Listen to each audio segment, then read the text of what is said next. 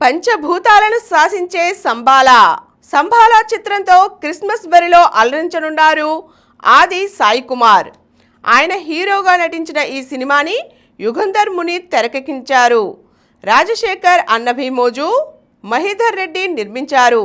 అర్చన అయ్యర్ కథానాయిక, స్వసిక, రవివర్మ తదితరులు కీలక పాత్ర పోషించారు.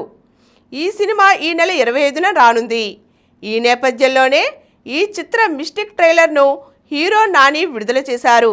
ట్రైలర్ విషయానికొస్తే ఆకాశం నుంచి ఓ ఉల్క రాలిపడటం పంచభూతాల్ని శాసిస్తుందంటే ఇది సాధారణమైనది కాదు అంటూ ఆ ఉల్క శక్తిని చూపించడం ఆసక్తి రేకెత్తిస్తోంది.